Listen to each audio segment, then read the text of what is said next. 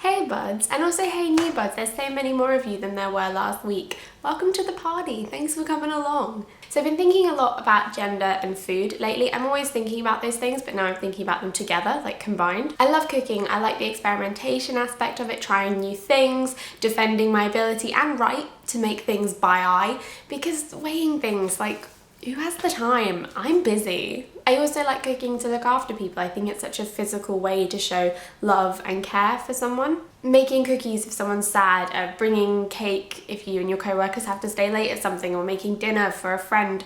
You're investing your time as well as nourishing someone. There's a reason Hufflepuff House is right next to the kitchen. But I'm also aware that cooking is women's work, right? And that means a couple of things. It partly means that through history, and now, women do most of it. And that's true if they're employed more than a male partner, or if both parties have really modern and right on ideas about gender. The other thing it means is that it's consistently undervalued and not seen as real work. Men are statistically much more likely to be head chefs, but women have to have dinner on the table by 8. And cooking for women is meant to be this spontaneous declaration of love and have no work element to it, so asking for credit or thanks goes against that. You should have just wanted to do it because your heart overfloweth. And we kind of avoid talking about this discrepancy in who does what by assigning a lot of it to choice and wanting to do something, which is fine. I love choice. You might even say I'm pro-choice. But I do think it's very important to look at structural factors behind our choices that might encourage us to choose one way or another. For instance, a lot of women in our society are taught to define themselves around caring for others. A lot of our identity is constructed through nurturing and cooking and cleaning and listening and just generally being the glass that never stops pouring. And we come to expect this behaviour from women, so it's valued and appreciated less. There's a theory in sociology that the privileged are thanked more for their generosity, whereas it's expected and therefore unacknowledged when it comes from more subordinate groups. I don't know if anyone's seen that episode of The Simpsons where Marge makes the breakfast in the shape of a smiley face and no one acknowledges it. She's living it. And when men do cook, research into it points to it being more about artistic expression and aesthetics than it is a declaration of love, or at least that's how it tends to be justified. Does this explain Heston Blumenthal? Yes, it does. Men also get made fun of if they're the primary cook, so they have to dress it up in language of it being about seducing women with sexy, sexy food. Burnt pans and doing all the washing up.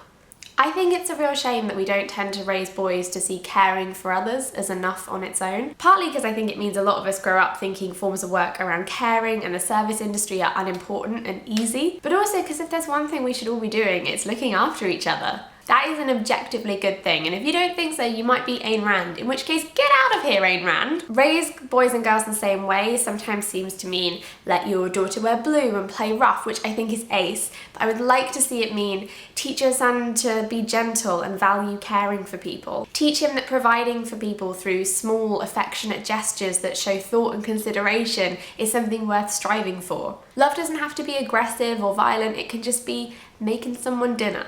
Yes, women are definitely expected to be too much and do too much, but it's not because the traits that we encourage are inherently negative. There's nothing objectively wrong with someone being a good listener or baker of exquisite cakes. The problem is when we don't teach one half of society to value those things at all, yet still expect them as just a basic bar all women have to meet. In fact, women, whilst also being expected to have these traits, are shamed for them in equal measure.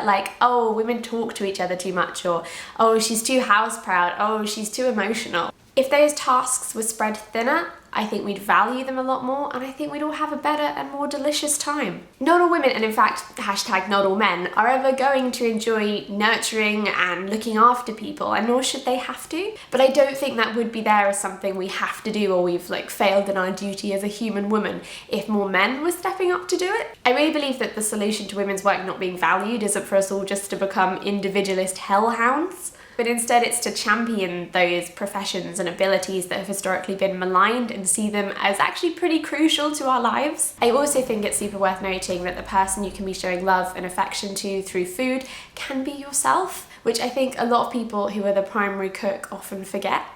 I think there's a lot of value in making yourself something nutritious and delicious, just like you would for anyone else that you love and care for. I once read that eating well when you're alone is a sign of respect for yourself, and I remember that sometimes when I'm shoving bran flakes into my face hole. Really makes you think. I'd love to hear what you guys think about this in the comments, and also what your favourite dish to make for someone is.